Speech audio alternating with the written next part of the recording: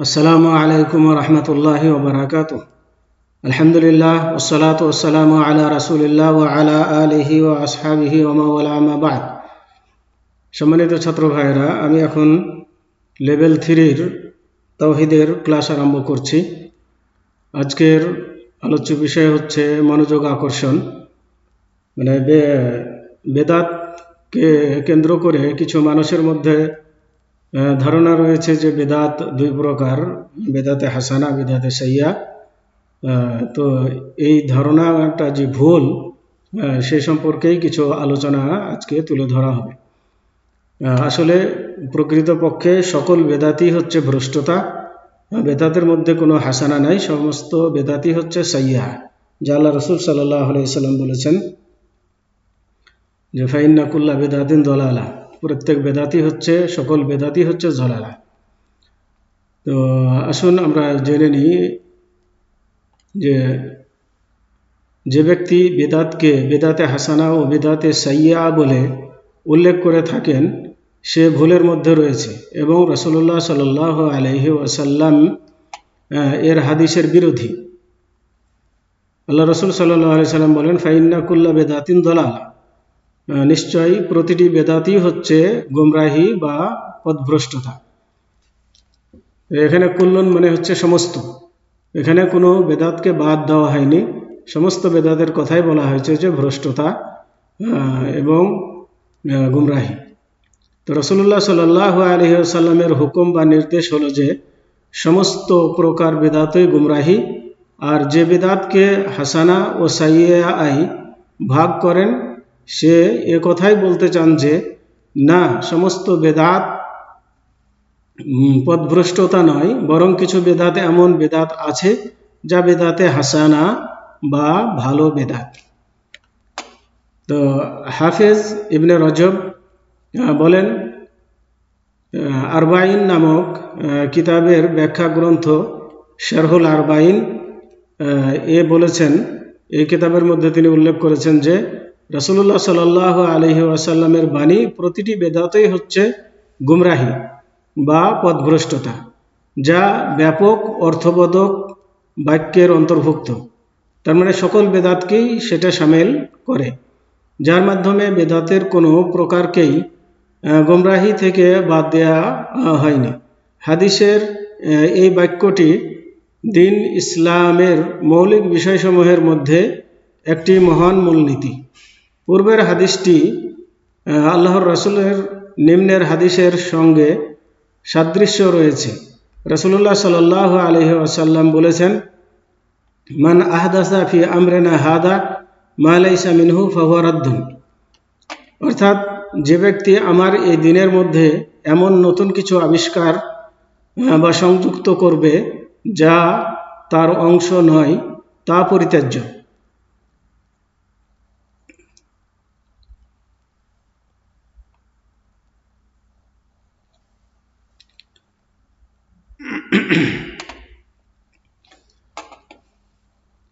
বুখারী ও মুসলিম। অতএব যে ব্যক্তি শরীয়তে এমন নতুন কিছু আবিষ্কার করে সেটিকে দিন ইসলামের সঙ্গে যুক্ত করল যার মূল উৎস শরীয়তে বিদ্যমান নেই, যেদিকে ফিরে যাবে তা হলো গোমরাহি এবং ইসলাম তা থেকে নির্দোষ, পবিত্র। তা আকীদার বিষয়ে হোক কিংবা আমলের ব্যাপারে হোক, গোপন বা প্রকাশ্য, বাক্যে বা গোপনে, যেভাবেই হোক সবগুলোই গোমরাহির অন্তর্ভুক্ত। জামিউল উলুম ওয়াল হিকাম।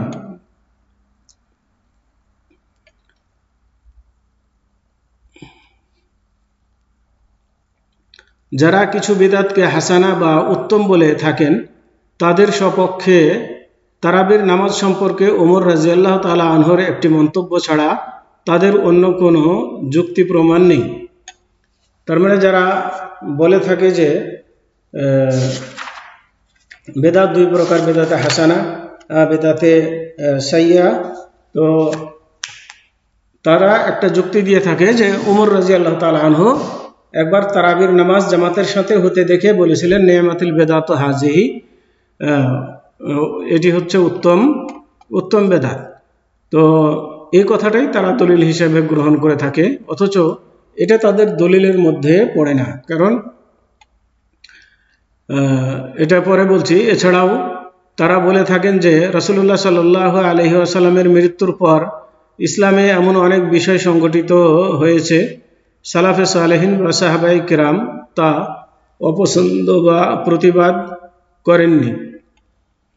যেমন একটি গ্রন্থে পবিত্র কোরআন মজিদকে একত্রিত করা এবং হাদিসকে লিখিত সংরক্ষণ ও সংকলন, পরবর্তীতে হাদিসকে বিশেষ শাস্ত্র হিসাবে রূপায়ণ ইত্যাদি, এগুলোকে তারা বলে থাকে যে এগুলোও তো নতুন আবিষ্কৃত হয়েছে, যা রাসূলুল্লাহ সাল্লাল্লাহু আলাইহি ওয়াসাল্লামের যুগে ছিল না, অতএব এগুলো উত্তম বেদাত, এ বলে তারা করে থাকে, উত্তম বেদাতের পক্ষে দলিল নিয়ে থাকে।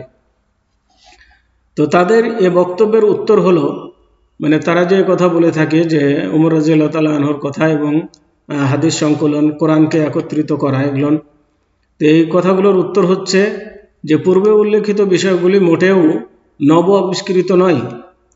আসলে এগুলো নব আবিষ্কৃতর মধ্যেই পড়ে না, বরং এগুলি শরীয়তের উৎস ছিল, এগুলো শরীয়তে আগে থেকেই আছে। যেমন ওমর রাদিয়াল্লাহু তাআলা আনহু নিয়ামাতিল বেদাত হাজিহি, এই নতুন আবিষ্কৃত কাজটি কতই না উত্তম, এ মন্তব্যটির উদ্দেশ্য ছিল বেদাতকে আবিধানিক অর্থে বোঝানো, যে বেদাতের যে আবিধানিক অর্থ মানে নতুন, তো সেই অর্থে তিনি এটা বলেছেন। কিন্তু শরীয়তের পরিভাষায়, শরীয়তের অর্থে নয়, পারিভাষিক অর্থে নয়। কেননা শরীয়তের পরিভাষায় বেদাত বলা হয় শরীয়তের মধ্যে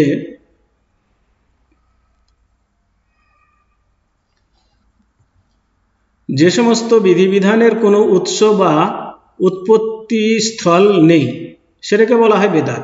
যদি কোনো বিষয়ে বলা হয় যে এটি বেদাত, তার অর্থ ভাষাগত অর্থ প্রকাশ করে, মানে শাব্দিক অর্থ প্রকাশ করে, শরঈ অর্থ বোঝায় না। কেননা শরঈ বা ধর্মীয় দৃষ্টিকোণ থেকে বেদাত হলো যার কোনো মূল উৎস বা উৎপত্তি স্থল নেই যেদিকে ফিরে যাবে। তার মানে এর আগে এটা ছিল না, সেগুলোকে বলা হয় শরীয়তের পরিভাষায় বেদাত। কিন্তু যার উৎপত্তি স্থল আছে, আগে ছিল এমন যদি প্রমাণ পাওয়া যায়, তাহলে সেটাকে বেদাত বললে তা বুঝতে হবে যে সেটা শাব্দিক অর্থে বেদাত, পারিভাষিক অর্থে বেদাত নয়। অতএব পবিত্র কোরআন মাজিদ একটি এমন কিতাব আকারে সংরক্ষণ করার মূল উৎস বা উৎপত্তি স্থল ছিল। কোরআন শরীফকে আগেই থেকেই লেখা হয়েছে, কেননা রাসূলুল্লাহ সাল্লাল্লাহু আলাইহি ওয়াসাল্লাম সাহাবায়ে কিরামকে কোরআন মজিদ লিখে রাখার আদেশ দিতেন এবং তা বিক্ষিপ্ত খণ্ড খণ্ড অবস্থায় ছিল। অতঃপর সাহাবায়ে কেরাম রাদিয়াল্লাহু আনহুম আজমাইন একটি গ্রন্থে রূপদান করে বিলুপ্তির হাত থেকে তা সংরক্ষণ করেন। তাহলে এটা আসলে আগে থেকে লেখার বা জমা করার একটা প্রবণতা ছিল না যে তা নয়। নতুন করে এটা লেখা হয়নি, বরং আগে থেকেই লেখা হয়েছে, সাহাবাদের যুগেই, রাসূলের যুগেই এটা লিপিবদ্ধ করা হয়েছে। আর তারাবির নামাজ সম্পর্কে বক্তব্য হলো যে রাসূলুল্লাহ সাল্লাল্লাহু আলাইহি ওয়াসাল্লাম স্বীয় সাহাবীকে নিয়ে জামাতের সাথে কয়েক রাত্রি তারাবির নামাজ আদায় করেন। তাহলে এটাও প্রমাণ আছে যে আল্লাহ রাসূল তারাবির নামাজ জামাত সহকারে পড়েছেন সাহাবাদেরকে নিয়ে। অতএব এটা বেদাত হতেই পারে না, কারণ এটা তো আগে থেকেই রাসূলের যুগ থেকেই আছে। এরপর তিনি তাদেরকে তাদের প্রতি ফরজ হওয়ার ভয়ে ত্যাগ করে অনুপস্থিত থাকলেন। মানে সাহাবাদের আগ্রহ দেখার পরে রাসূলুল্লাহ সাল্লাল্লাহু আলাইহি সাল্লাম আশঙ্কা করলেন যে এটা ফরজ হয়ে যেতে পারে, যার কারণে পরে আর পড়েননি। এর থেকে বন্ধ ছিল জামাত সহকারে তারাবির নামাজ হতে। অতঃপর সাহাবায়ে কেরাম রাসূলুল্লাহ সাল্লাল্লাহু আলাইহি ওয়াসাল্লামের জীবদ্দশায় এবং মৃত্যুর পর অব্যাহত বিক্ষিপ্ত ও বিচ্ছিন্ন অবস্থায় একাকী তা আদায় করতেন।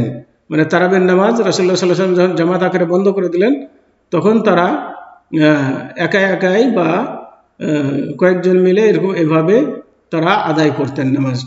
তো নবী করিম সাল্লাল্লাহু আলাইহি ওয়াসাল্লামের মৃত্যুর পর ওমর রাদিয়াল্লাহু তাআলা আনহু তাদের সকলকে একই ইমামের পিছনে জামাতের ব্যবস্থা করেন।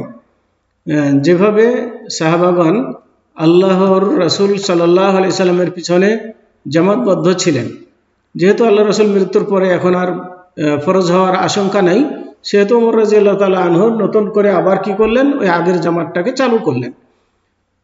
যেহেতু তখন আর ফরজ হওয়ার ভয় ছিল না। এ ধরনের কাজ দিন ইসলামে বিদআত নয় এবং হাদিস লেখার বিষয়টিও একই কারণ শরীয়তে এর মূল উৎস রয়েছে। কেননা নবী করিম সাল্লাল্লাহু আলাইহি ওয়াসাল্লামের কাছে যখন কোনো সাহাবী হাদিস লিখে রাখার আবেদন করতেন, তখন তিনি কোনো হাদিস লিখে রাখার নির্দেশ দিতেন। তবে রাসূলুল্লাহ সাল্লাল্লাহু আলাইহি ওয়াসাল্লামের জীবদ্দশায় সাধারণভাবে হাদিস লিখে রাখা এজন্যে নিষিদ্ধ ছিল যে যাতে পবিত্র কোরআন হাদিসের সঙ্গে মিশিয়ে না যায়, কেননা হাদিস কোরআনের অংশ নয়। মানে কি কোনো ক্ষেত্রে আল্লাহ রাসূলুল্লাহ হাদিস লিখতে নিষেধ করেছিলেন, আবার কোনো ক্ষেত্রে লিখতে বলেছেন।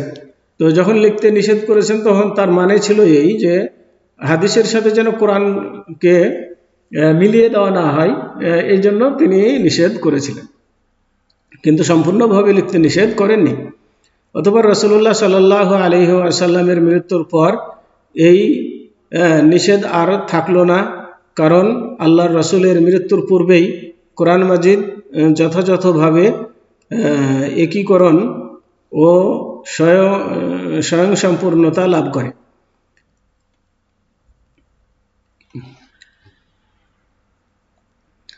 এরপর মুসলমানগণ আল্লাহর রাসূল সাল্লাল্লাহু আলাইহি সাল্লামের হাদিসকে বিলুপ্তি ও ধ্বংসের হাত হতে রক্ষার জন্য হাদিস শাস্ত্রের সংকলনের দিকে মনোনিবেশ করেন। আল্লাহ পাক তাদেরকে ইসলাম ও মুসলমানদের পক্ষ থেকে উত্তম বদলা দান করুন, কেননা তারা তাদের প্রতিপালকের কিতাব এবং নবী সাল্লাল্লাহু আলাইহি সাল্লামের সুন্নাতকে ধ্বংসের হাত থেকে রক্ষা করে ইসলামের শত্রুদের কাছ থেকে খেলতামাশার সামগ্রী হওয়ার হাত থেকে রক্ষা করে ইসলাম ও মুসলমানদের জন্য অভূতপূর্ব কল্যাণ সাধন করেছেন। আমিন। তো আজকে এ পর্যন্তই। সাল্লাল্লাহু আলা নবিয়িনা মুহাম্মদ ওয়া আলা আলিহি ওয়া আসহাবিহি ওয়া বারিক ওয়া সাল্লাম। আসসালামু আলাইকুম ওয়া রাহমাতুল্লাহি ওয়া বারাকাতুহু।